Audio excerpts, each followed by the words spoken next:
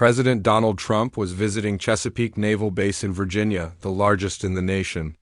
As his motorcade passed through the gates, sailors lined the route at attention, uniforms pressed, shoes gleaming beneath the morning light. Among them stood Petty Officer Luke Harrison. At 28, Luke was quiet and disciplined, known for his flawless salute and steady demeanor.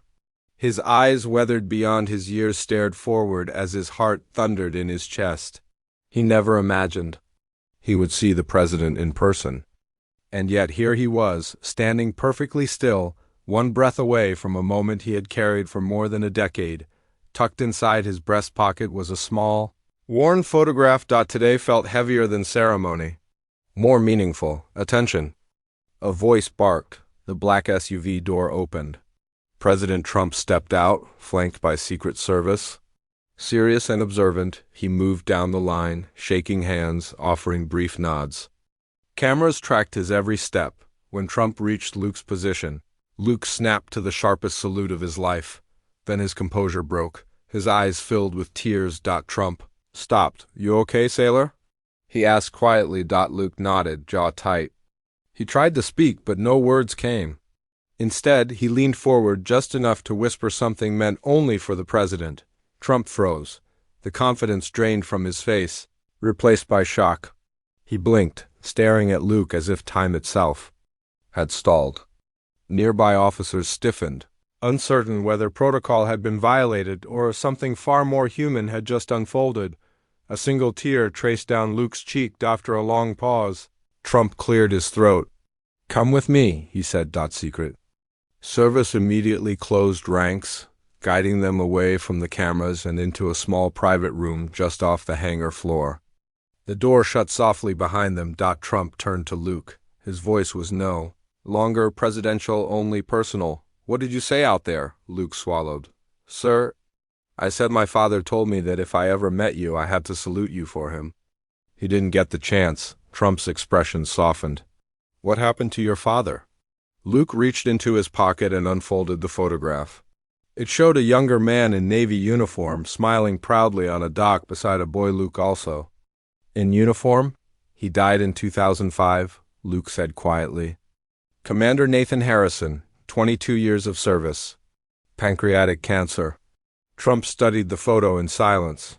"He never stopped believing in America," Luke continued, voice trembling. "Even when the cancer took everything else." His last words were about duty, about hope, about you. Trump accepted the photo gently, as though holding something fragile and sacred. "He made me promise 2 things, Luke said. "Join the Navy, and if I ever met you, salute you with honor. He believed you'd bring dignity back to leadership, to service." Trump leaned back, visibly moved. That's a lot for a son to carry." "I've carried it every day," Luke replied. "I just didn't expect it to hit me like this." Trump looked at the photo again. "He was proud of you." "He was tough," Luke whispered. "We didn't always agree. But he loved this country. And he believed in you even when people laughed at him for it." The silence between them grew tender. Trump placed the photo gently on the table. "You honored him more than words can say." Outside, the event continued. Inside, the weight of a father's final words filled the room. A Secret Service agent cracked the door. "Sir, the press is asking about the delay." Trump glanced at Luke, then back to the agent. "Give me 10 more minutes." When the door closed again, Luke straightened. "I'm sorry if I disrupted anything, sir." Trump raised a hand. "You didn't disrupt anything, you reminded me. This isn't about politics, it's about people, service, sacrifice, legacy." Luke exhaled slowly, the tension in his chest easing. "Tell me more about him," Trump said. Luke smiled faintly. "He taught me how to swim, shoot, and salute. But more than that, he taught me to stand for something even if I stood alone." Trump nodded. "Sounds like a man worth honoring." "He was," Luke said. "I just hope I'm making him proud." "You are," Trump said firmly, without question. For the first time in years, Luke felt something loosen inside him. Closure. Moments later, Trump motioned for Luke to follow him back into the hangar. As they emerged, cameras snapped instantly. Trump stepped to the podium, glanced at his prepared Speech then set it aside. I came here today to speak about defense budgets and operations, he said. But instead, I met a young man who reminded me why any of this matters. He gestured toward Luke. The sailor petty officer Luke Harrison carried with him a final wish from his late father, a Navy commander who believed deeply in this nation and left his son with a salute decades in the making. The hangar fell silent. Sometimes, Trump continued, a single whisper can silence 1,000 speeches. Today I heard that whisper. Gasps rippled through the crowd. Sailors exchanged glances. Some wiped their eyes. An older admiral quietly removed his hat and pressed it to his chest. Commander Harrison didn't live to see this day, Trump said, but his words live on through his son. And that is what patriotism truly is, passing down hope, duty, and honor. He looked directly at Luke. Your father would be proud. You don't just carry his name, you carry his legacy. Applause began softly, then swelled through the hangar. Luke stood frozen, hands trembling. He didn't feel like a hero, just a son who had finally kept a promise. His mind drifted back to a hospital room years earlier. He was 15, holding his father's frail hand. Promise me, Luke, his father had whispered. Serve with honor. And if you meet Trump, salute him. He understands duty. I promise, Luke had said, choking back tears days later. His father was gone. That promise had haunted him for over a decade, not because he doubted it, but because it was the last thing his father ever asked. Now, standing on a national stage, he had kept it. After the speech, Trump led Luke into a ceremonial room lined with historic medals. He opened a drawer and removed a small velvet box. This isn't protocol, Trump said. It's personal. He placed it in Luke's hands. Inside lay a replica commander's medal engraved with 2 simple words. Sir, I can't accept this, Luke said quietly. Yes, you can, Trump replied. Because sometimes the smallest salute carries the greatest weight. Luke closed his fingers around the medal, his throat tight. Thank you, sir, for honoring him. Trump met his eyes, warmth replacing formality. Thank you for reminding me why I serve too. When the motorcade finally departed, Luke returned to his barracks, the medal still warm in his hand. He placed it carefully beside his father's photograph and the folded flag he'd received at the funeral. His roommates stared at him in disbelief. Dude, one said, you were just on every news channel in America. Luke shook his head. I didn't mean to be. I just kept a promise. Later, as he sat on his bunk, another sailor asked softly, What did you whisper to him? Luke smiled faintly. Only what my father told me to. That night, for the first time since his father's funeral, Luke slept without restlessness. The next morning, he opened his locker and found an envelope, addressed in his mother's familiar handwriting. Inside was a letter and an old photograph of Commander Harrison during a deployment in the Persian Gulf. Young, proud, fearless, I saw the news, Luke, the letter read. You did it. Your father would have cried just like you did.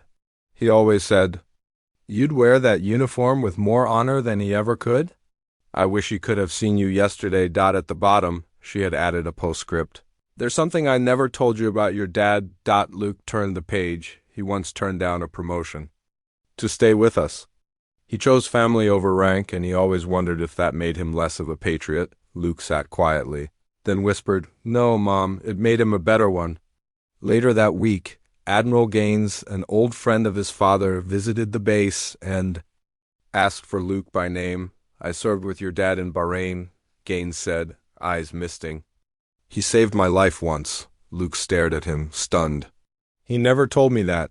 He wouldn't, the Admiral replied. He didn't care much for medals, just values. Gaines handed him a worn leather notebook. He kept this during his last deployment. It's yours now. That night, Luke opened the journal. The first page read, Deployment, May 2004. If anything happens to me, I want Luke to know that being his father has been my highest rank. Luke's breath caught.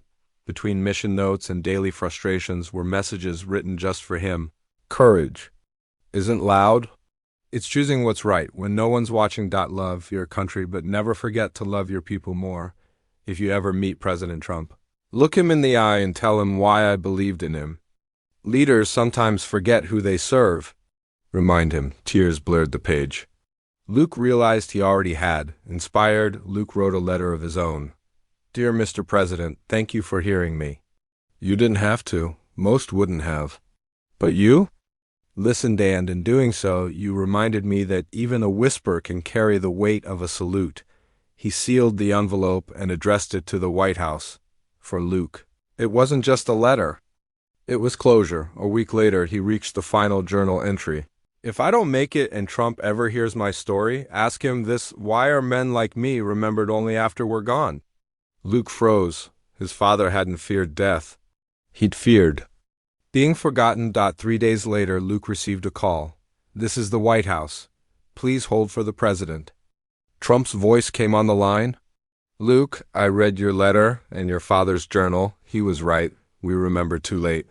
I want to change that. Within weeks, the president announced the creation of the Silent Salute Memorial, honoring service members who served without fame or recognition, the first name etched in stone. Trump said at the briefing holding the journal will be Commander Nathan Harrison. Months later, Luke stood beside Trump at Arlington as the memorial was unveiled. He saluted through tears, not just for his father, but for every quiet hero. Letters poured in from veterans and families across the country. Luke answered everyone. Years later, now an officer himself, Luke sat near the memorial wall when a young boy approached him. Are you the sailor who whispered to the president? Luke nodded. Dougal, what did you say? Luke smiled gently. Something for someone I loved. The boy leaned in and whispered, tell your dad thank you.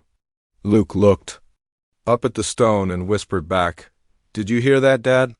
They remember. And they did.